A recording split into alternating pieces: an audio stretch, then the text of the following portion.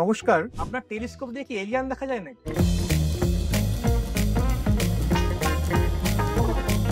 নমস্কার। আজকে আপনাদের কাছে অন্য এক রূপকথার গল্প আনতে চলেছি। আজকে আমরা কথা বলবো চাঁদ, তারা, সূর্য, মহাকাশ নিয়ে এবং তার সাথে আলোচনা করব যে এই মহাজাগতিক যে জিনিসপত্রগুলো আছে, চাঁদ, সূর্য, তারা আর আমার মাঝখানে সমন্বয়কারী টেলিস্কোপ নিয়ে। আজকে আমরা আপনাদের কাছে নিয়ে আসতে চলেছি এমন একজন ব্যক্তিত্বকে, যিনি সুকান্ত ভট্টাচার্যের রানারের মতো কাজ করেন। ঠিকই শুনছেন, রানার গল্পটা বা কবিতাটা আমরা ছোটবেলায় সবাই শুনেছি এবং সেই কবিতার অংশ কিছুটা না বললেই নয়। যে রানার ছুটেছে তাই ঝুমঝুম ঘন্টা বাজছে রাতে, রানার চলেছে খবরের বোঝা হাতে। এক প্রান্তের খবর অন্য প্রান্তে নিয়ে আসার জন্য থ্যাঙ্কলেস জব লাগে। আপনি হয়তো তথ্যগুলো পাচ্ছেন, কিন্তু যিনি তথ্যগুলো আপনার কাছে পৌঁছে দিচ্ছেন তার জব কিন্তু সবসময় থ্যাঙ্কলেস জব। এবং কলকাতার ছাদে দাঁড়িয়ে মহাকাশকে আপনার চোখের সামনে এনে দিচ্ছেন এমনই একজন ব্যক্তিত্ব। আজকে আমরা সেই ব্যক্তিত্বকে আপনাদের সাথে ইন্ট্রোডিউস করতে চলেছি, যিনি স্কাই ওয়াচিং ওয়ার্কশপের কর্ণধার এবং ইসরো স্পেস টিউটার। নমস্কার সুমনবাবু, মিস্টার সুমনকে আমাদের এই অনুষ্ঠানে স্বাগত জানাই। আমি ডক্টর বেদাঙ্ক, আমি পেশায় অর্থোপেডিক সার্জন হলেও আমি আপনাদের কাছে বিভিন্ন তথ্য পডকাস্টের মাধ্যমে ছোট ছোট আকারে তুলে ধরতে চাই এবং সেই জন্যে আমাদের কিন্তু এই প্রয়াস। সুমনবাবু, প্রথমেই আপনাকে জানাই আমাদের তরফ থেকে অসংখ্য শুভেচ্ছা এবং আপনি আপনার অনেক মূল্যবান সময় বের করে আমাদের দিতে পেরেছেন আজকে। তো প্রথমেই জানাই আমাদের কেইকোটা ফ্যামিলি, পডকাস্ট ফ্যামিলির তরফ থেকে আন্তরিক ভালোবাসা। তো সুমনবাবু, প্রথম প্রশ্নই আমরা শুরু করি যে এই মহাকাশের প্রতি ভালোবাসা আপনার কিভাবে জন্মালো, বা ছোটবেলা থেকে আজকের মিস্টার সুমন দত্ত হয়ে ওঠা পর্যন্ত এই জার্নিটা কিভাবে, যদি সবার বন্ধুদের সাথে আমাদের একটু বলেন। এটা একটা দারুণ প্রশ্ন। আর আজকের দিনে হয়তো আমরা এই জায়গাতে যখন আমরা কাজ করছি, তো এই প্রশ্নের মুখোমুখি প্রত্যেক জায়গায় হতে হয়। হ্যাঁ, তো এটা ইন্টারেস্টিং একটা ঘটনার মধ্যে দিয়ে আমার এই জার্নিটা শুরু। হ্যাঁ, আমি আমার ব্যাকগ্রাউন্ড বলি, আমি সায়েন্সের স্টুডেন্ট। নর্মালি ছোটবেলা থেকে আকাশ যে একদম বিশাল এক প্রেম ছিল আকাশের উপর তা নয়, বাট আকাশ দেখতে ভালোবাসতাম, ভীষণ ভালোবাসতাম আকাশ দেখতে। যখনই সময় পেতাম গ্রামে চলে যেতাম, বিভিন্ন গ্রামে ঘুরেছি, আকাশ দেখেছি। হ্যাঁ, আকাশ দেখার চেষ্টা করেছি, আকাশ শেখার চেষ্টা করেছি। তারপরে ধীরে ধীরে কলেজ কমপ্লিট করার পরে এমবিএ কমপ্লিট করলাম। এমবিএ কমপ্লিট করার পরে ধীরে ধীরে আমি একটা প্রাইভেট অর্গানাইজেশন, একটা ইন্টারন্যাশনাল প্রাইভেট অর্গানাইজেশনে কাজ করতাম। এবং কাজ করতে করতে যখন দেখলাম যে না, আর বিদেশি জায়গায় কাজ করে আর ইচ্ছে করছে না, তখন সেখান থেকে ছুটি নিয়ে, মানে ত্যাগ করে সেই কাজ, এই নতুন ব্যবসা বা আমার যে মনের যে ইচ্ছাটা ছিল সেই ইচ্ছার পিছনে দৌড়তে শুরু করলাম। এবং জানেন তো যে প্রত্যেকটা ইচ্ছের পিছনে দৌড়নোটা যেরকম একটা স্বপ্ন থাকে সবার কাছে, হ্যাঁ, সেটা একটা কঠিন রাস্তাও পেরোতে হয়। সেই কঠিন রাস্তা না পেরোলে হয়তো সেই স্বপ্নের জগতে পৌঁছানো যায় না। সেটাও আমার সাথে হয়েছিল। আমি প্রথমে একটা ছোট্ট টেলিস্কোপ কিনে প্রথমত একটু শিখলাম কি করে আকাশ দেখতে হয়। ছোটখাটো, বিশাল কিছু জ্ঞান ছিল না। হ্যাঁ, জাস্ট আকাশ কিভাবে দেখতে হয়, আকাশে কোথায় কি থাকে, সেটা একটা নলেজ নিয়ে, অভিজ্ঞতার সাথে নিয়ে আমি একটা টেলিস্কোপকে কাঁধে নিয়ে ট্রেনে করে এই ধরুন আমাদের সাউথ 24 পরগনার দিকে, যেমন বারুইপুর, তারপরে ক্যানিং, হ্যাঁ, তারপরে ওদিকে সাগর, নামখানা, কাকদ্বীপ, প্রত্যেক স্কুলে যাতায়াত শুরু করলো। এবং স্কুলে গিয়ে যখন আমি দেখলাম যে এই প্রান্তিক স্কুলগুলোতে হয়তো বাচ্চাদের মনের মধ্যে অনেক কৌতূহল আছে, কিন্তু সেই বাচ্চাগুলো সেই সময়, আজ থেকে আমি 13 বছর আগেকার কথা বলছি, সেই সময় কলকাতায় তাদেরকে নিয়ে এসে যে বিড়লা প্ল্যানেটেরিয়াম বা যে কোনো বিজ্ঞানের জায়গায়, হ্যাঁ, নিয়ে যাওয়ার মতো হয়তো স্কুলের সম্ভব হতো না বিভিন্ন কারণে। তো সেই জায়গাটাকে আমি তখন ভাবলাম যে একটু কাজে লাগাই। হ্যাঁ, যেন ওরা যখন আসতে পারছে না, আমি পৌঁছই ওদের কাছে। কিন্তু সেই পথটাও খুব একটা সুবিধা ছিল না। প্রত্যেক স্কুলে যাওয়ার পরে এরকমও হয়েছে, অনেক স্কুলের হেডমাস্টার মশাইরা আমাকে বলেছিলেন যে ম্যাজিক শো করুন, এটা করে কোনো লাভ হবে না। তো যাই হোক, সেই ম্যাজিক শোটা আজকে সত্যিই ম্যাজিক শোতে গিয়েই দাঁড়িয়েছে। প্রচেষ্টা, যাওয়া, অনেক দরজা মুখের উপর বন্ধ হয়ে গেছিল এবং ওই স্কুলগুলোতে যেতে বারুইপুর হাই স্কুলের যিনি প্রধান শিক্ষক মহাশয় ছিলেন, উনি মনে হয় কোনো একটা কারণে এই মহাজাগতিক যে শক্তি, তার মাধ্যমে উনি আমার জন্যই হয়তো বসেছিলেন যে আমি কবে যাবো। আমি ওনাকে চিনতাম না, উনি আমাকে চিনতেন না। তো ওনার সঙ্গে দেখা করার পরেই উনি আমাকে না সাদর আমন্ত্রণ, মানে আসুন আসুন, আমার না একটা নিজের হাতে টেলিস্কোপ বানানো আছে, আপনি চলুন, দেখবেন, চলুন। সেখান থেকেই পথ চলার শুরু। এবং ওই বারুইপুর হাই স্কুলে প্রথম প্রোগ্রাম করি বাচ্চাদেরকে নিয়ে, এবং ধীরে ধীরে সেই মাস্টারমশাইয়ের সঙ্গে বিভিন্ন অন্যান্য স্কুলের মাস্টারমশাইদের কাছ থেকে আমরা কল পাই, সেখানে যাই, এবং ধীরে ধীরে ওই আমাদের ওয়ার্কশপ শুরু হয় এবং সেই ওয়ার্কশপ চলে প্রায় 2 বছর। তখনও পর্যন্ত এই টেলিস্কোপ নিয়ে আমরা যে কাজ করব বা টেলিস্কোপকে আমরা সবার কাছে পৌঁছে দেবো, এটা ভেবেও উঠতে পারিনি। সেই সময় টেলিস্কোপের পাওয়াটাও খুব দুষ্কর ছিল এবং সহজে আসতো না। যাই হোক, তো আস্তে আস্তে সেখান থেকে পথ চলতে ধীরে ধীরে যখন দেখলাম যে সবার মধ্যে একটু ইচ্ছে রয়েছে টেলিস্কোপটাকে দেখার, তো সেইভাবে আমি চিন্তা ভাবনা করতে শুরু করলাম। কিন্তু মাঝখানে এসে পড়লো কোভিডের 2 বছর সব বন্ধ করে দিল এবং আমি সত্যিই ভেবেছিলাম যে এই রাস্তায় হয়তো চলার যে পথটা এগোচ্ছিল সেই পথটাও বন্ধ হয়ে গেল। কিন্তু আবার সেই যে একটা অদ্ভুত সৃষ্টি রয়েছে, সেই সৃষ্টির পিছনে যদি কারোর ইচ্ছে থাকে দৌড়ানো, এটা আমার সব থেকে মনের একটা জোর, যে যদি সত্যিই মানুষের মনে একটা কোনো ইচ্ছে থাকে না, আর ইচ্ছের পিছনে যদি সৎভাবে কেউ এগোয়, তাহলে সেই গোলে পৌঁছতে পারেই।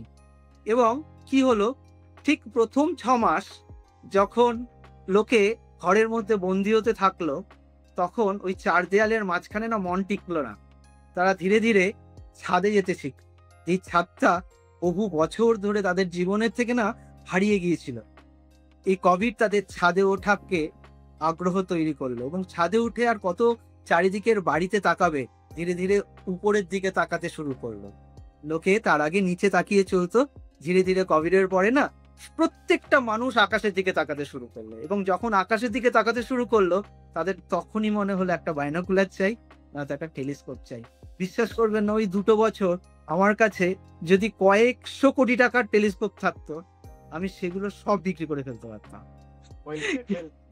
কিন্তু যেহেতু বিদেশ থেকে আনানো সম্ভব ছিল না, আমার কাছে যত টেলিস্কোপ ছিল সবই আমি সবার কাছে যতভাবে সম্ভব অনলাইনের মাধ্যমে পৌঁছে দিতে শুরু করলাম, এবং সেখান থেকেই আমার টেলিস্কোপের বিক্রি করা এবং টেলিস্কোপ নিয়ে সব মানুষের মধ্যে পৌঁছানোর একটা পথ চালা শুরু হলো। কোথাও গিয়ে মনে হয় না সুমন বাবু যে আপনি যে সময়, আপনি আজ থেকে টেলিস্কোপ কতদিন আগে, প্রথম টেলিস্কোপ কতদিন আগে ইউজ করেন আপনি? 13 বছর আগে। তো সেই সেন্টিমেন্ট, সেই ইমোশন তো এখন নিশ্চয়ই প্রথম টেলিস্কোপের প্রতি আছে। এবং একদম ওই সময় টেলিস্কোপ যখন কিনেছিলেন, সেটা কি নিজের অর্থেই, নিজের অর্জিত অর্থে? একদম। আমি আমার মায়ের কাছ থেকে কিছুটা পয়সা নিয়েছিলাম এবং আমার চাকরি করার থেকে যেখানে সেভিংস ছিল, কারণ ব্যবসাটা তো শুরু করেছি, সুতরাং আমাকে তো চলতে হবে। তো মায়ের কাছ থেকে কিছুটা পয়সা এবং আমার কিছুটা পয়সা দিয়ে প্রথমে একটা 65,000 টাকা দিয়ে টেলিস্কোপ কিনেছিলাম এবং সেটা দিয়ে পথ চলা শুরু। আজও সেই টেলিস্কোপটা আমার সঙ্গতে দিয়ে চলে। ভালো কথা। আপনি এতদিন ধরে মহাকাশ এই জার্নিতে আছেন। আমার খুব মনে পড়ে, আমি একটা মফস্বল এরিয়ার ছেলে, আমি পড়াশোনা করেছি কলকাতাতেই। তো আপনি যে সময়ের কথা বলছেন 12, 13 বা 15 বছর আগে, সেই সময়ে একটু অন্য একটা কন্ট্রোভার্সিয়াল জোনে একটু যাচ্ছি আপনার সাথে। প্রায় প্রতিটা ল্যাম্প পোস্টেই একটা করে কালো রঙের, সম্ভবত কেসি দাস বলে একজন ব্যক্তি ছিলেন, যিনি একটা কন্ট্রোভার্সিয়াল তথ্য লিখে রাখতেন, এবং তিনি সম্ভবত নিজেই লিখে রাখতেন এবং বলতেন সবাইকে যে সূর্য স্থির, পৃথিবী স্থির, সূর্য চারদিকে প্রদক্ষিণ করছে। এই ব্যক্তির সঙ্গে আমার কিন্তু একবার দেখা হয়েছিল ট্রেনে। তো উনি নিজেই কিন্তু হ্যান্ডবিলগুলো বিতরণ করতেন। তো এই যে কন্ট্রোভার্সি, আমি কন্ট্রোভার্সি জায়গায় আসছি না সুমনবাবু, কিন্তু এই যে ডেডিকেশন একটা মানুষের গোটা জায়গায় প্রচার করা, যে তিনি কি ভাবছেন, সত্য মিথ্যে ঠিক ভুলের বিচার আমি করছি না, কিন্তু এই ডেডিকেশনও বা এর থেকে অনেক গুণ বেশি ডেডিকেশন নিয়ে কিন্তু আপনিও সবাইকে গোটা পৃথিবী থেকে গোটা চাঁদ সূর্য সারাকে দেখানোর জন্য একটা অদম্য প্রয়াস করে যাচ্ছে। তো থ্যাংক ইউ ভেরি মাচ। এবং থ্যাংক ইউ সবাইকে, কারণ আমার এটা থ্যাঙ্কসটা আমাকে না দিয়ে আমি বলবো আজকের যে জেনারেশনের বাচ্চারা আছে এবং তার সঙ্গে প্যারেন্টসদেরকে থ্যাঙ্কস দেওয়া উচিত, যে তারা আজকের দিনে না, বাচ্চাদের বিশ্বাস করবেন না, যে আজকে প্রত্যেক বাড়ির বাবা মা চাইছেন যে এই ডিজিটাল যেই একটা যন্ত্র তাদের বাচ্চাদের হাতে হাতে পৌঁছে গেছে, সেই ডিজিটাল যন্ত্র থেকে বের করে এনে এই যন্ত্রটার মাধ্যমে আকাশের প্রেমটাকে যেন ধরিয়ে রাখতে পারে বাচ্চাদেরকে। এবং আমাদের মনে হয় সবাই মিলে আমরা সেই প্যারেন্টসদের, প্রত্যেক বাড়ির প্যারেন্টসদেরকে ধন্যবাদ জানানো উচিত, যে তাদের যে এই ইনিশিয়েটিভটা যে নিয়ে চলছেন, হ্যাঁ, এইটা যেন আগামী প্রজন্মের কাছে যেন আরো বেশি করে তুলে দেওয়া যায়। তাহলে আমার মনে হয় এই ডিজিটাল ওয়ার্ল্ড তো থাকবেই, দেখুন প্রগতি সবসময় থাকবে, কিন্তু প্রগতির সঙ্গে আমাদের যে মহাকাশটা, যেটা আমাদের কাছে প্রাপ্তি, যেটার জন্য আমাদের হয়তো কিছুর জন্য অপেক্ষা করতে হয় না, হয়তো আমরা মাথাটা ওঠালেই মহাকাশ দর্শন করতে পারি, সেইটা যেন নেক্সট প্রজন্মের কাছে সবসময় থাকে। এটা আমাদের সবার প্রচেষ্টা থাকা উচিত। 100 বার। সুমনবাবু, আমরা স্পেশালি যদি বলতে পারি বাঙালিরা মহাকাশ বিজ্ঞান বলুন বা রিসার্চ, এখানে অনেকটা পিছিয়ে। তার পিছনে কিছু কারণ আমি যেটা আমার ব্যক্তিগত মতামতে যেটা বলে, আমরা যখন স্কুল কলেজে পড়তাম, আমাদের কাছে যদি আমরা সায়েন্সে পড়তাম, দুটোই অপশন থাকতো, হয় তুমি ডাক্তার হও, না হলে তুমি ইঞ্জিনিয়ার হও, কিংবা অন্যান্য স্ট্রিমে থাকলে অন্যান্য স্ট্রিম যেগুলো আছে তাতে নিজেকে দিয়ে নিজেকে সেই স্ট্রিমের ঠেলে দেওয়া। মহাকাশ বিজ্ঞান নিয়ে এখন যারা বাঙালিরা, যারা স্কুলে পড়ে, যারা কলেজে পড়ে, তারা কিভাবে এই রিসার্চটাকে সামনের দিকে নিয়ে যেতে পারে? এখানে মানে কোন পথে গেলে বা কোন দিকে গেলে রুটটা কি হওয়া উচিত, এটা যদি একটু বলেন। দেখুন, এইটা খুব ভালো একটা জায়গা, যেটা প্রত্যেকটা বাচ্চাদেরও ছোট্টবেলার থেকে জানা উচিত। দেখুন, আজকে আমরা যে দুটো স্ট্রিম আপনি এক্ষুনি বললেন, যে হয় ইঞ্জিনিয়ার না হয় ডাক্তার, আমি আগে এই দুটো স্ট্রিম নিয়েই বলি যে এইটাকে কি করে মহাকাশে নিয়ে যাওয়া, তারপরে বাকিগুলোতে আমরা আসবো। ধরুন, একটি বাচ্চা, তার স্বপ্ন হচ্ছে আমি মহাকাশে যাব বা মহাকাশে কিছু করব, তো তার একটা ইচ্ছা রয়েছে। কিন্তু যেই বাচ্চাটি বড় হয়ে ডাক্তার হওয়ার চেষ্টা করছে বা ইঞ্জিনিয়ার হওয়ার চেষ্টা করছে, সেই বাচ্চাদেরকে আমি সবসময় এটা বলি যে যদি ডাক্তার হও, জেনারেল ডাক্তার না হয়ে যারা অ্যাস্ট্রোনট, তাদের জন্য ডাক্তার হওয়া উচিত। তার বিশেষ কারণ হলো, আজকে দেখুন, এই কিছুদিন আগেই আমাদের ইসরো থেকে বা আমাদের ভারতবর্ষ থেকে একজন সায়েন্টিস্ট, তিনি মহাকাশে গেছেন, ঠিক? তো উনি এই যে এতদিন ধরে মহাকাশে থাকবেন, তো মহাকাশে থাকলে কি হচ্ছে, তার অ্যান্টি গ্র্যাভিটির জন্য পেশিগুলো বা নার্ভস গুলোর কিছু না কিছু প্রবলেমস আসবেই। এই যখন উনি আবার আমাদের এই পৃথিবীর কক্ষপথে ফিরে আসবেন, এই যেই মহাধ্যাকর্ষণের মধ্যে উনি চলে আসলেন, তখন তার এই ডিসব্যালেন্সিংটা ব্যালেন্স করার জন্য তার ডাক্তারের প্রয়োজন। সুতরাং একজন ডাক্তার যিনি হওয়ার চেষ্টা করছেন, আমি অবশ্যই বলবো তিনি নর্মাল ডাক্তার, যখন ইচ্ছে তো রয়েছেই ডাক্তার হওয়ার, কিন্তু মহাকাশের যারা যাচ্ছেন বা অ্যাস্ট্রোনটসদের জন্য ডাক্তার হওয়া উচিত। ঠিক সেইভাবে ইঞ্জিনিয়ার্স হতে গেলে আজকে প্রত্যেকটা ক্ষেত্রেই কিন্তু ইসরোকে নিয়ে যদি আমি চিন্তা করি, আমি নাসাতে যাচ্ছি না, আমাদের ভারতবর্ষের যে অর্গানাইজেশন আছে সেটাকে নিয়ে আমি যদি চিন্তা করি, তো ইসরোতেও কিন্তু প্রত্যেক মোমেন্টে বা প্রত্যেক সময় আমাদের কিন্তু এই ইঞ্জিনিয়ার, ডাক্তার, যে ভালো আঁকে, যে মাল্টিমিডিয়া নিয়ে কাজ করছে তারও প্রয়োজন আছে, যে ল নিয়ে কাজ করছে তারও প্রয়োজন আছে। প্রত্যেকটা যেই আমাদের কাজ করতে গেলে পৃথিবীর কক্ষপথে যেই জিনিসগুলো দরকার হয়, সেই রকম জিনিসই কিন্তু আমাদের মহাকাশের জন্য প্রত্যেকটা ক্ষেত্রেই আমাদের সব লোকের প্রয়োজন। সুতরাং এরকম নয় যে আমাকে কিছু স্পেশালাইজেশন করতে হবে। আমার যদি ইচ্ছে থাকে, আমি যদি জানি কোথায় কিভাবে পড়াশোনা করে যাওয়া যায়, তাহলে কিন্তু আমরা যেতে পারি। সেকেন্ড আরেকটা জিনিস আমি বলবো, আজ থেকে যদি আমরা 5-6 বছর আগে বা 10 বছর আগে আমি দেখবো যে ইসরোই কিন্তু সবকিছু তৈরি করতো, একটা মহাকাশ যানের পিছনে কিন্তু ইসরোই তৈরি করতো। কিন্তু আজ থেকে ঠিক 4-5 বছর আগেকার ট্রেন্ড যদি দেখি, দেখবেন যে অনেক স্টার্টআপস তৈরি হয়েছে। এই স্টার্টআপস গুলো তারা যারা সদ্য আইআইটি থেকে বেরোচ্ছে বা সদ্য ইঞ্জিনিয়ারিং করে বেরোচ্ছে, এরকম 2-3 জন বন্ধুরা মিলে ছোট স্টার্ট আপ তৈরি করছে এবং এই স্টার্ট আপগুলো as a third party collaboration হিসাবে ইসরোর সঙ্গে যুক্ত হয়ে তারা ইসরোর বিভিন্ন মডিউল তৈরি করছে। তার সঙ্গে স্কুলের বাচ্চাদের আজকের দিনে ইসরোর প্রচুর ধরনের মডিউল নিয়ে কাজ করতে আগ্রহী করা হয়। যদি আমরা কিছু বছর পিছনে যাই, দেখবেন সাউথ পয়েন্টে স্কুলের বাচ্চারা একটি যন্ত্র তৈরি করে মহাকাশে পাঠিয়েছিলেন এবং তারাও সেই যন্ত্র কিন্তু এখনো তাদের ওখানে মহাকাশে ইউজ হচ্ছে। তো এই যে আমাদের যে পরিধি, এই পরিধি কিন্তু ধীরে ধীরে বাড়ছে এবং বাচ্চাদের মনের মধ্যে ছোট্টবেলা থেকে যখন পড়াশোনা শুরু করছে বা পড়াশোনা নিয়ে আগে বেরোনোর চেষ্টা করছে, সেই সময় থেকে এই ইচ্ছেগুলো যদি আমরা কোনো না কোনোভাবে বাচ্চাদের মনে ইনজেক্ট করে দিতে পারি, আমরা ফায়ার করতে পারি, রকেটটা উঠবে সেই ফায়ারের এগেনস্টে। আমাদের কাজ হচ্ছে শুধু আগুনটা জ্বালানো। আমরা মনে করি যে প্রত্যেকটা মানুষ যেন এইটুকু আগুন বাচ্চাদের মধ্যে জ্বালিয়ে দিতে পারে। ঠিক কথা, খুবই খুবই ইনফরমেটিভ একটা কথা আপনি বললেন। সুমনবাবু, এই আপনি এক ওয়ার্কশপ চালান, মানে আমরা যারা হয়তো পেশা হিসেবে জিনিসটাকে ভাবি না, কিন্তু যারা নেশা হিসেবে জিনিসটাকে ভাবি, তারা গোটা পৃথিবী আপনার থ্রু দিয়ে কিভাবে দেখবে, বা ওয়ার্কশপটা আপনি কিভাবে অর্গানাইজ করেন, বা ওয়ার্কশপটা আপনি কিভাবে চালান, সেই ব্যাপারটা যদি বলেন। দেখুন, আমার ওয়ার্কশপটা যেটা হয়, প্রথম হচ্ছে আমরা হলাম ইসরোর এডুকেশন পার্টনার। তো ইসরোর বিভিন্ন ধরনের এডুকেশন যে মডিউলস গুলো হয়, সেগুলো আমরা বিভিন্ন স্কুলে করাই, ঠিক আছে। তো সেই জায়গাটাতে আমরা বিভিন্ন সরকারি বেসরকারি স্কুলেও করাচ্ছি ওয়ার্কশপ। যেরকম অনেক সময় দেখা যায় যে স্কুলের পক্ষে না সন্ধ্যাবেলায় সময় দেওয়া সম্ভব হয় না, কারণ অনেক সিকিউরিটি আজকের দিনে মেনটেন করে টিচারদেরকেও চলতে হয়।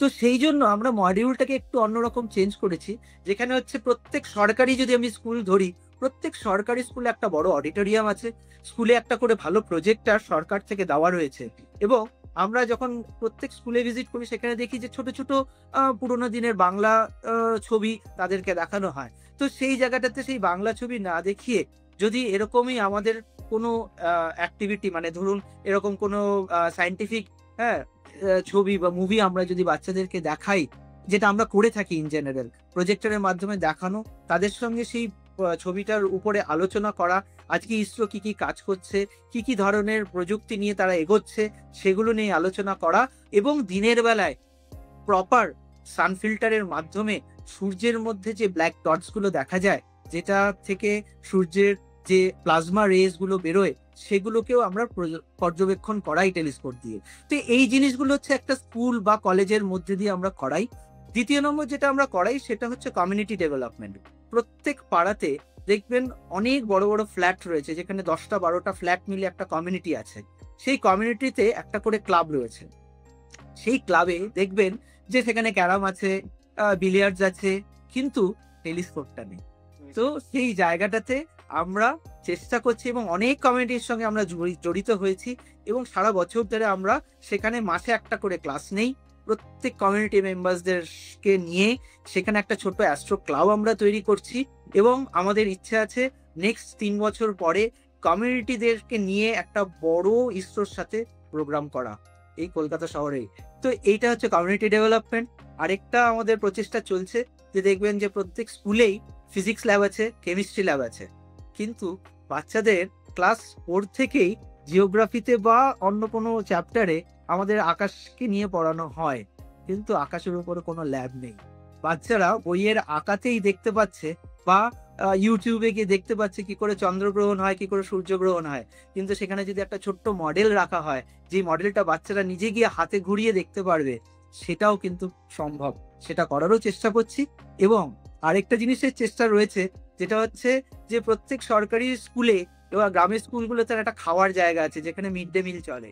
সেই মিড ডে মিলের সময় বাচ্চারা যায়, গিয়ে খাবারটা খেয়ে চলে আসে, কিন্তু সেই মিড ডে মিলের জায়গাতে যদি আমরা একটা সৌরজগৎ তৈরি করে দিতে পারি, তো বাচ্চারা ওই সৌরমণ্ডলের নিচে বসে তখন তারা খাবে, তখন খেতে খেতে প্রত্যেকটা অন্যের সঙ্গে তার বুদ্ধিও সেই মহাকাশের মধ্যে দিয়ে যাবে এবং তার চেষ্টাও থাকবে বরফে কিছু একটা হওয়ার। সোমবাবু, এত সুন্দর ইনফরমেশনটাকে, এত ইনফরমেটিভ একটা কিছু তথ্য আপনি দিলেন, যেগুলো সবার জানা দরকার এবং আমার মনে হয় ব্যক্তিগতভাবে যে মানসিক ডেভেলপমেন্ট হওয়ার জন্য, মেন্টাল ডেভেলপমেন্ট হওয়ার জন্য বাচ্চাদের এই অংশটা কিন্তু খুব ইম্পর্টেন্ট। আমি স্কুলের যেই কথাগুলো বললেন, এবং সবারই আমাদের মহাকাশ সম্পর্কে কিন্তু অল্প বিস্তর জানা উচিত। এই যে আপনি যেটা কথা বললেন টেলিস্কোপের কথা, আমাদের মনে একটা তথ্য হয়, একটা ছোট ফোন কিনে নেবো, টেলিস্কোপে কিনবো কেন? বা একটা বাইনোকুলার কিনে নেবো, টেলিস্কোপে কিনবো কেন? বা অনেকে মনে হয় টেলিস্কোপটা খুব দামি বোধহয় একটা ইনস্ট্রুমেন্ট। ঠিক। এটা কি সত্যি, কথাটা কি সত্যি, না আপনি কিভাবে জিনিসটাকে দেখেন?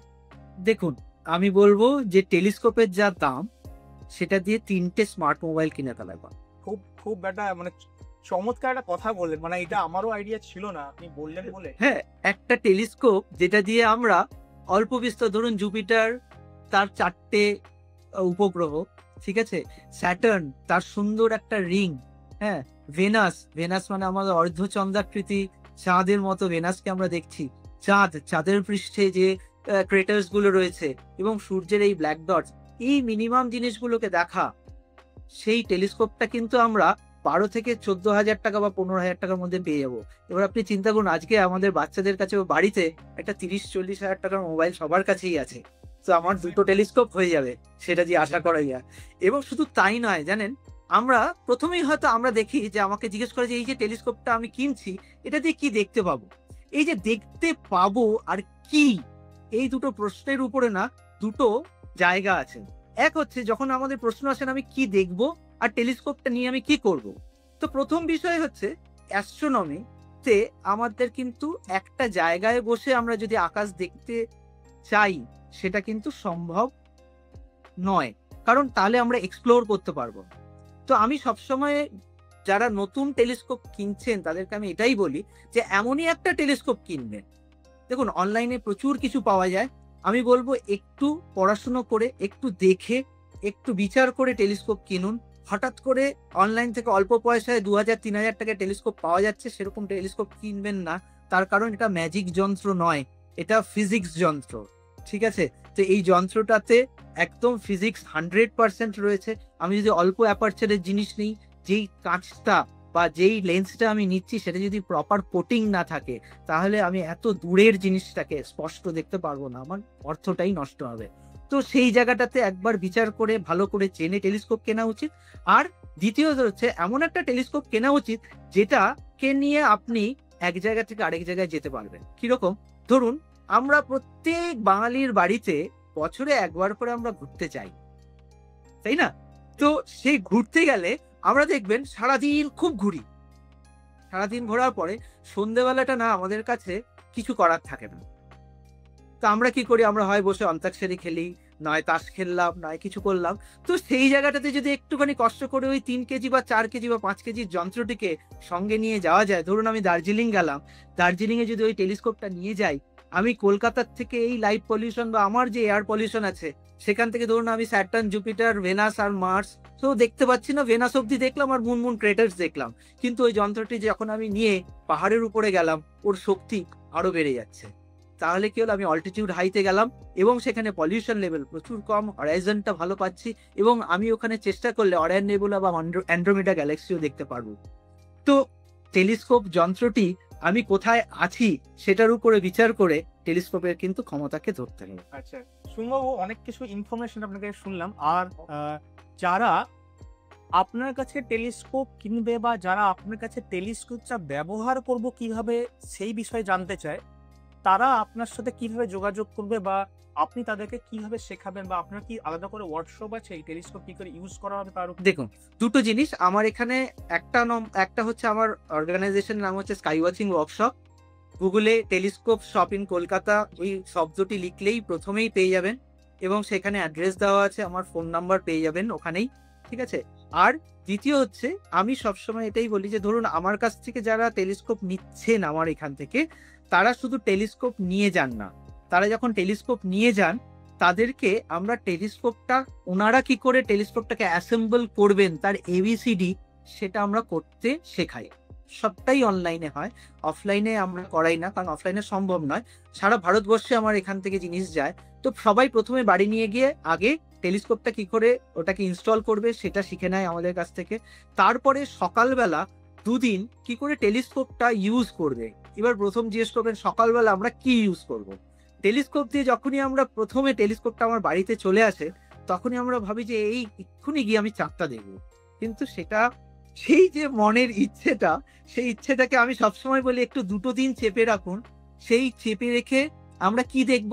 দেখুন, বাড়ির ছাদে বা বাড়ির বারান্দা থেকে আমরা যদি বাইরের দিকে তাকাই, দেখবেন প্রত্যেকটা বাড়ির ছাদে জলের ট্যাঙ্ক রয়েছে। জলের ট্যাঙ্কের উপরে ওয়াটার প্রেসারের একটা করে পাইপ ছাড়া থাকে। তো সেই এজগুলোকে না, আমরা যেহেতু দিনের আলোতে প্রচুর কিছু আমাদের অবজেক্ট চোখের সামনে পাওয়া যায়, তো সেই টেলিস্কোপ দিয়ে হরাইজন্টাল ভার্টিক্যাল কি করে ঘুরিয়ে, কি করে ছোট্ট ছোট্ট জায়গায় ছোট্ট ছোট্ট জিনিসকে আমরা ধরতে পারি, সেটা শেখা প্রথম দরকার। সেই ম্যাজিকটা যদি কেউ একবার শিখে নিতে পারে যে কতটা অল্প সরিয়ে আমি অল্প একটা বস্তুকে ধরে নিতে পারবো, তাহলে তার কাছে রাতটা কিন্তু ম্যাজিকের মতো হয়ে যাবে। কারণ রাত্রিবেলা আমি দূরের আকাশে একটা ডট তারা দেখতে পাচ্ছি, আমি জানিও না সেই তারাটা একটা গ্রহ না একটা সত্যিই তারা।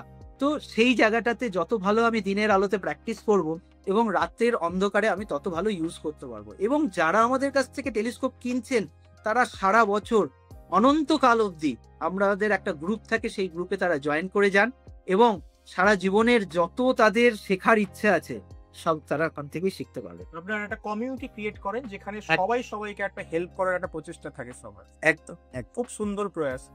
আর একটা কথা এটা আমরা শুনেছি যে বাইনোকুলার্স দিয়ে বা টেলিস্কোপ দিয়ে সূর্যের দিকে বোধহয় ডিরেক্ট তাক করে দেখা যায় না, এটা কি সত্যি কথা? একটা জিনিস বলি, হয়তো আমরা সবাই এই এক্সপেরিমেন্টটা করেছি ছোটবেলায়, আমি জানি না আজকের বাচ্চারা করে কিনা। হ্যাঁ, হয়তো কিছু কিছু বাচ্চা করে। আমাদের বাড়িতে আতশ কাচ থাকতো, ম্যাগনিফাইং গ্লাস, তাই না? তো ম্যাগনিফাইং গ্লাস নিয়ে আমরা ঠিক মাঠে চলে যেতাম, গিয়ে সূর্যের দিকে ম্যাগনিফাইং গ্লাসটাকে তাক করে আমরা একটা শুকনো পাতার উপরে রাখলে সেই পাতাটা হয়তো 1 মিনিটের মধ্যে জ্বলে উঠতো বা ধুয়ো বেরিয়ে যেত, তাই না? তো একটা ম্যাগনিফাইং গ্লাসের যে পাওয়ার সেটা খুবই অল্প, তার ওই পাতাটাকে পোড়াতে 1 মিনিট লাগছে। কিন্তু যদি ওই টেলিস্কোপটাকে আমি যদি সূর্যের দিকে তাক করি, তাহলে ওই টেলিস্কোপে কয়েক সেকেন্ড লাগবে আমার চোখটাকে পুরো ফুটো করে বের করে দিতে। সুতরাং বিজ্ঞান খুব ভালো, বিজ্ঞানকে জেনে ব্যবহার করাটা উচিত, বিজ্ঞানকে না জেনে ব্যবহার করা কখনোই উচিত নয়। সুতরাং সবসময় টেলিস্কোপ বা বাইনোকুলার যাই আমরা ইউজ করি, আমরা কোনোদিনই সেটাকে দিয়ে ডাইরেক্টলি সূর্যের দিকে তাকাবো না, তাতে আমাদের চোখের ক্ষতি হবে, চোখকে দেখা যাবে না পরের দিকে। তার জন্য আমাদের কাছে একদমই সান ফিল্টার যেটা হয়, যেটাকে সূর্য দেখার জন্য ফিল্টার ইউজ করা হয়, সেই ফিল্টার পাওয়া যায়। সেই ফিল্টার আপনারা ইউজ করুন, করে বাইনোকুলারের জন্য ফিল্টার পাওয়া যায়, টেলিস্কোপের জন্য পাওয়া যায়, সেই ফিল্টার ইউজ করে সেটাকে দেখা উচিত। এবং আগের দিনে আমরা এক্সরে প্লেট দিয়েও কিন্তু সূর্যগ্রহণ দেখতাম, সেটাও খুব ডেঞ্জার। কারণ সূর্যের থেকে আসা যে রশ্মিগুলো, সেই রশ্মির মধ্যে অনেক ক্ষতিকারক রশ্মি ওই এক্সরে প্লেটের মাধ্যমে আমাদের চোখে চলে আসতো। সেই জন্য এখন বলা হয় যে এক্সরে প্লেটও কিন্তু ইউজ করা উচিত না।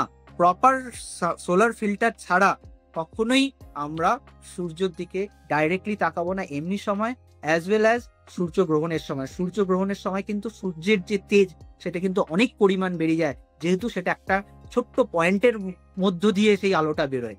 সুতরাং খুব ডেঞ্জার, আমাদের এটা জানা উচিত, সবাইকে এই জায়গাটাকে মেনে তারপর আকাশ দেখা উচিত। বাবু, আমরা মাঝে মাঝেই ফেসবুক বলুন, ইনস্টাগ্রাম বলুন, কিছু অ্যাড দেখতে পাই যেখানে আমরা বিভিন্ন জায়গায়, বিভিন্ন অ্যালটিটিউডের জায়গায় গিয়ে আমরা এই সমস্ত তারা, গ্রহ, এগুলো আমরা পর্যবেক্ষণ করি। যেমন অনেক জায়গায় আমরা দেখতে পাই লাদাখের কিছু এক্সপিডিশন হয়, কিছু জায়গায় অন্যান্য এরিয়াতেও হয়। তো আপনাদের কি ভবিষ্যতে কিছু প্রকল্প এরকম থাকবে বা ভাবছেন এরকম, যেখানে সবাইকে নিয়ে আমরা আপনি কোনো একটা জায়গায় নিয়ে গেলেন হাই অ্যালটিটিউড জায়গায়, যেখানে সবাই মিলে একসাথে চাঁদ তারা এগুলো দেখতে পারি? আমি 2 বছর আগে একটা প্রজেক্ট করছিলাম এবং এখনো করছি, সেটা হচ্ছে আন্দামানে। আন্দামানের সমুদ্রের পাড়ে ভীষণ ভালো আকাশ, তো সেইখানে প্রচুর টেলিস্কোপ রাখা আছে। কেউ যদি আন্দামান ঘুরতে যান, তারা সেখানে গিয়ে টেলিস্কোপ দিয়ে আকাশ দেখতে পারে। অলরেডি আমরা এক প্রজেক্টটা চালাচ্ছি এবং ভবিষ্যতে বিভিন্ন জায়গাতে আমাদের নিয়ে গিয়ে আমাদের একটা অ্যাস্ট্রো ট্যুরিজম আমরা করাই। হ্যাঁ, সেইটা পুরুলিয়াতেও আমাদের একটি জায়গাতে আমরা চেষ্টা করছি যে সামনের বছর থেকে বাচ্চাদেরকে বা যারা রয়েছে তাদেরকে নিয়ে আমি ওখানে নিয়ে গিয়ে তাদেরকে আকাশ দেখানো এবং আকাশ কিভাবে ভালোভাবে দেখা যায় সেটা দেখানো। আমাদের কালিম্পং এ একটি সেন্টার রয়েছে যেখানে আমরা এই বছর থেকেই পুজোর আগে আমরা চেষ্টা করছি যে অ্যাস্ট্রো ট্যুরিজমটাকে তৈরি করব। হ্যাঁ, সেখানে ভীষণ ভালো আকাশ দেখা যায়, খালি চোখে প্রচুর লক্ষ লক্ষ তারাকে আমরা দেখতে পাই। তো সেখানে গিয়েও আমরা চেষ্টা করছি। তো অ্যাস্ট্রো ট্যুরিজম নিয়ে আমরা কাজ করছি।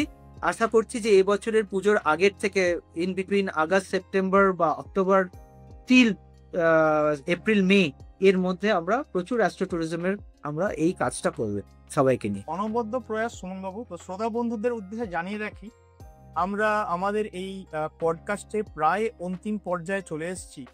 তো সুমনবাবু তার লাইফের জার্নি, কিভাবে চাঁদ তারা আপনাদের অনেক কাছে এনে দেয়, এই হাজার হাজার লক্ষ লক্ষ কিলোমিটারকে একবারে চোখের সামনে টেলিস্কোপের মাধ্যমে এনে দেন, এবং টেলিস্কোপ কিভাবে ব্যবহার করবেন, টেলিস্কোপ ব্যবহারের নিয়মাবলী, কিভাবে টেলিস্কোপ অ্যাসেম্বল করবেন, কোথা থেকে চাঁদ তারা দেখবেন এবং কিভাবে চাঁদ তারা দেখবেন, এই সমস্ত জিনিস শনাক্তকরণ করে আপনাদের সাহায্যার্থে সুমনবাবু কিন্তু একটা অনবদ্য প্রয়াস অবিরাম করে চলেছে।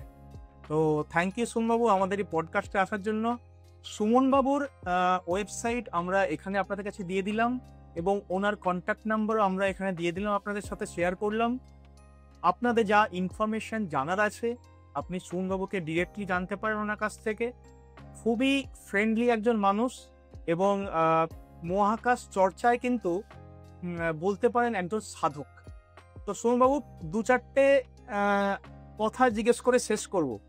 সেটা হচ্ছে, কোনো যেখানে গেছেন আপনি বা যাদের স্টুডেন্টের সঙ্গে দেখা করেছেন, এমন কি কারো কোনো ঘটনা ঘটেছে, খুব মজাদার কিছু ঘটনা যেটা আপনি আমাদের বন্ধুদের সাথে শেয়ার করতে চান? হ্যাঁ, দেখুন, আমি একটা সুন্দরবনের একটি স্কুলে আমি প্রচুর বাচ্চাদের নিয়ে একটা এরকমই রাতের আকাশ দেখানোর টেলিস্কোপ নিয়ে দেখাচ্ছিলাম। তো প্রচুর বাচ্চা ছিল, ঠিক আছে, বাচ্চারা সব আকাশ দেখেছে, আকাশে কি দেখা যায় দেখেছে। দেখার পরে আমি মোটামুটি ধরুন সন্ধ্যাবেলা 7টা সাড়ে 7টার সময় আমি ট্রেনে করে ফিরছি। হঠাৎ একটি বাচ্চার আমার কাছ থেকে নম্বর নিয়েছিল, এবং একটি বাচ্চা আমাকে ওখান থেকে ফোন করে বলছে যে, কাকু, আমি না গ্রামে বাড়িতে ফিরে গ্রামের সব মানুষকে না জড়ো করে ফেলেছি, আর আমি দেখাচ্ছি যে মঙ্গল গ্রহ কোনটা, কোনটা স্যাটার্ন, কোনটা জুপিটার, আর সবাই না খুব আনন্দ পাচ্ছে খালি চোখে দেখে। দেখুন, ওই বাচ্চাটি আমার এত ভালো লেগেছিল বাচ্চাটার কাছ থেকে ফোন পেয়ে, এবং তার ওই আগ্রহ, সে ওইটুকু হয়তো আমার কাছ থেকে 5 মিনিট বা 10 মিনিটের কিছুটা জিনিস সংগ্রহ করে সে বাড়িতে ফিরেছে, এবং গ্রামের লোকজনকে জড়ো করে সেখানে আকাশ দেখানো শেখাচ্ছে। যেখানে গ্রামের লোকের কাছে, হ্যাঁ, শনি গ্রহ হয়তো শনি ভগবানের মতো রয়েছে, কিন্তু তাকে সেই শনির দেবতার থেকে ওটা একটা গ্রহ, সেই জায়গাতে যে কনভার্সন করা এবং সেই বাচ্চাটির যে আগ্রহ দেখে ভীষণ ভালো লেগেছিল। এবং তখন আমি ভেবেছিলাম যে ওই গ্রামের, প্রত্যন্ত গ্রামের সুন্দরবনের একটি বাচ্চা যদি করতে পারে, তাহলে আমাদের দেশের বাচ্চার প্রত্যেকটি ছেলে মেয়ের মধ্যে সেই আগুনটা রয়েছে, যে আগুনটা আমাদের জ্বালিয়ে দেওয়া উচিত। মানে সারাদিনের পরিশ্রমটা এই একটা ওটা ওয়ার্ডের মধ্যে দিয়ে কিন্তু সারাদিনের পরিশ্রমটা কোথাও আর গিয়ে মনে হয় না, এবং একটা মেন্টাল স্যাটিসফ্যাকশন থাকে পরের দিন আবার নতুন করে এদের জন্য বোধহয় কাজ করার। একদমই তাই। তো সোমবাবু, আরো একটা মজার একটা কথা বলি, ওই আপনার টেলিস্কোপ দিয়ে কি এলিয়ান দেখা যায় না? এইটা দারুণ প্রশ্ন। আমি আরেকটা কথা বলি, সেটা এই আমাদের ইডেন গার্ডেনেরই একজন স্কোরার ছিলেন, স্কোরার বোর্ডের স্কোরার হন না, স্কোরার ছিলেন। তো উনিও কোনো একটি গ্রামে থাকতেন। তো উনি একদিন আমাকে সন্ধ্যাবেলা ফোন করে বললেন, স্যার, আমি না আকাশে ঠিক সন্ধ্যেবেলা এই 8:30 থেকে রাত্রিবেলা 10টা সাড়ে 10টা অব্দি একটা আলো জ্বলতে নিভতে দেখছি। তো আমি বললাম যে, তাহলে তুমি আমাকে ছবি তুলে পাঠাও, আমি দেখি কি। তো আমাকে ছবি তুলে পাঠালো, এবং আমি দেখতাম যে একই জায়গায় গোটা 5-7 দিন ধরে একই জায়গায় একই সময় ওই আলোটি, বিভিন্ন রকম আলো জ্বলতো, বিভিন্ন রঙের আলো জ্বলতো, এবং তারপরে বুঝে যেত। কিন্তু ওই ছেলেটি ওই ডিস্টেন্সে গিয়েও দেখেছিল যে প্রত্যন্ত গ্রাম, মানে পুরো মাঠ, ওখানে যে ওই উচ্চতায় কিছু থাকবে সেটা বিশ্বাসই করা যায় না। ছেলেটি ওখানকার লোকাল পুলিশ বা আর্মি ক্যাম্পেও জানিয়েছিল, বাট কোনো আমরা সেখানে কিছুই পাইনি। এবং 5-7 দিন পরে সে আলোটি আর ওই সময় আর জ্বলেনি। ঠিক আছে, হয়তো এরকম কিছু আছেই। দেখুন, আজকে আমরা পৃথিবীতে বাস করি, তো আমরা যদি আস্তে আস্তে দেখি যে অনেক দূর, পৃথিবীর থেকে যদি অনেক দূরে চলে যাই, অনেকটা দূরে, ধরুন আমাদের যে গ্যালাক্সিটা রয়েছে আকাশগঙ্গা, আমরা যদি আকাশগঙ্গার বাইরে চলে যাই তাহলে পৃথিবীকে একটা ডট হিসেবে ধরি। হয়তো সেই ডটটাও কিছুটা দূরে চলে গেলে দেখতে পারবো না। তো সেই ডটের মধ্যে যদি এত কিছু থাকতে পারে, আমাদের মহাকাশটা অনেক বড়, অনেক বড়। আমরা সেই জায়গায় পৌঁছতে পারছি না।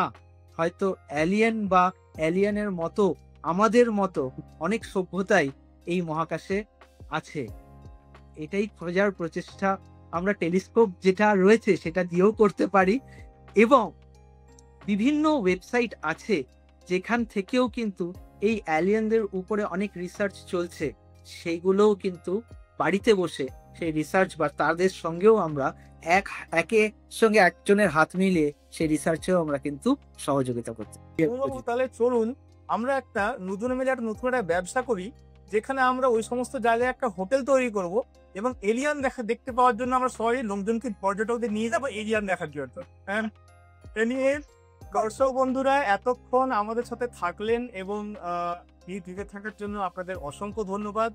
অসংখ্য ধন্যবাদ জানাই সুমন বাবুকে, এতক্ষণ সময় আমাদের সাথে দিলেন। আমাদের এই পেজটিকে বা আমাদের এই চ্যানেলটিকে যদি আপনাদের ভালো লাগে, লাইক করবেন, সাবস্ক্রাইব করবেন এবং এই ভালোবাসা, অবিরাম ভালোবাসা বন্ধু বান্ধব এবং ভাই, দিদি, বাবা, আত্মীয় পরিজনদের মধ্যে ছড়িয়ে দিতে ভুলবেন। নমস্কার, এই বলেই আজকে আপনাদের কাছ থেকে বিদায় নিলাম। দেখা হবে আরো এক কোনো ভিডিওতে।